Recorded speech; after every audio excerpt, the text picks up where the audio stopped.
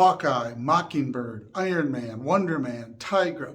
Beginning in 1984, the spin-off comic book franchise, the West Coast Avengers.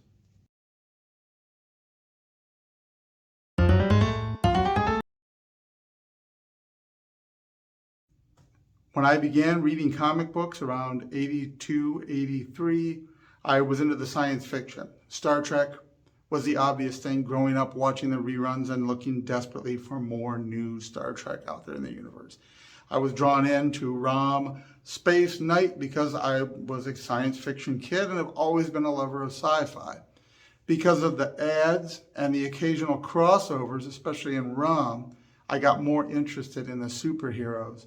The hard thing was picking up the Avengers anywhere in the middle of that very long run, which I did read for quite a while, but it was harder to get into. There were ones like Squadron Supreme that popped up as a one-year series from the beginning, and so it gave me the opportunity to read it from the beginning. The launch of the West Coast Avengers was also then an obvious choice. Though related to the Avengers, it was the beginning of this specific sequence, so I picked it up and started reading it. This is that incredible Marvel era had already begun and was continuing this transition of a more adult-style story being told in Marvel Comics. As they were becoming more mature, I was becoming more mature. I was at that age of transition, going from childhood to teen years. I learned so much vocabulary and so many other things from reading these comic books, and that really was what drew me into a lifetime of literacy, of reading for fun, for pleasure, of moving on finally to novels, etc. The West Coast Avengers had all of that classic stuff at its classic time. There's a whole long time travel sequence early on. The many issues cover their travel through time, attempting to return home. This is something a lot of people have negative views of now because so many of the later comic books in so many forms did this time travel stuff all the time and did it to reset universes and storylines and other things. Back when Marvel was doing it, 84 and after the West Coast Avengers, you got a time travel sequence that intentionally overlapped with their other books in earlier phases, realizing they're in ancient Egypt in the time of Rama-Tut, and the ongoings there will link them together with the future history of Moon Knight.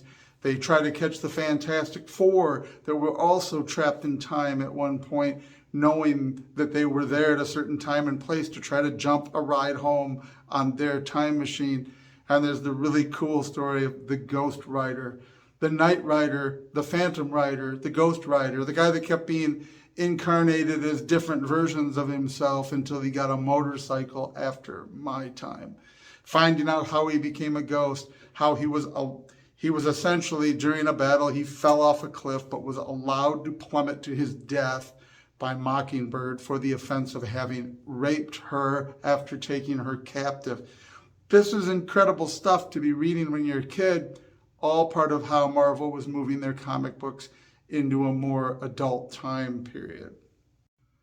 The beauty of that whole original couple of years run with the time travel sequence, the introduction of new characters, the return of old, it really became the thing that more fully initiated me into the comic book universe. I'd already been reading Fantastic Four, but I'd started that long after the time travel thing had happened and tying it into the West Coast Avengers.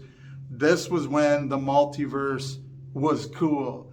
You had time travel sequences, but you didn't do it just to reset stuff. Rather, making it neatly fit within the timeline of your universe was what you were aiming for, and it worked.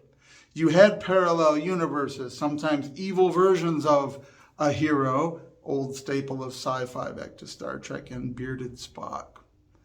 You also had whole other universes such as Squadron Supreme, Earth 712, Squadron Supreme, which replicated, essentially copied the DC universe and put it in the Marvel universe, but they were not counterparts of anyone in the Marvel universe per se. It was a whole other reality. It was not a matter of constantly switching universes just to make up new versions of new characters.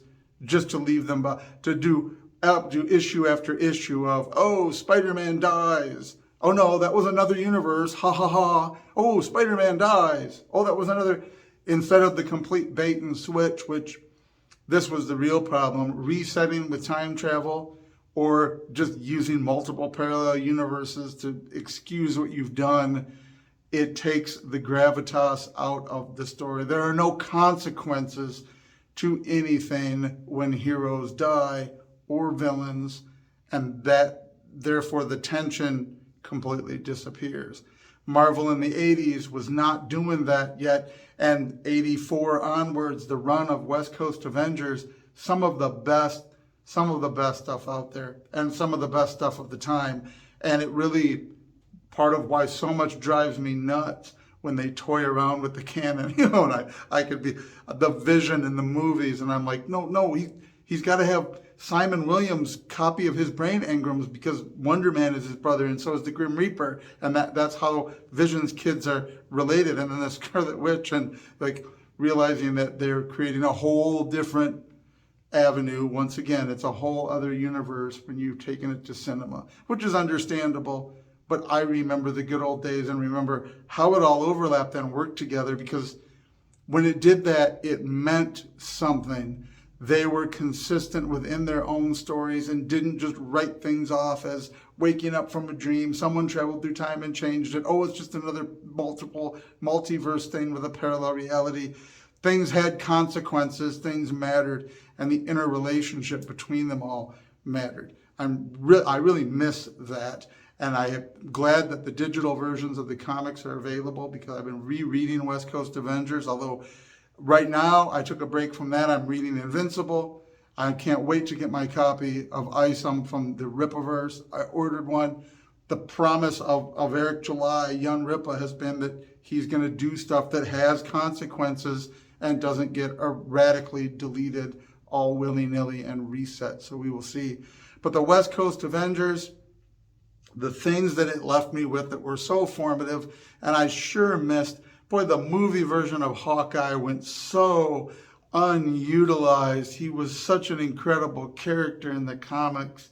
His abilities, his arrows, his you name it, and just completely squandered that opportunity for one of my heroes growing up. But I love the West Coast Avengers. You can find it digitally out there in Kindle or Google Books. Check it out, or find the old back issues and do it the old-fashioned way. It's some of the best stuff made from 84 onwards by Marvel. Check it out. Let me know what you think. Peace and long life.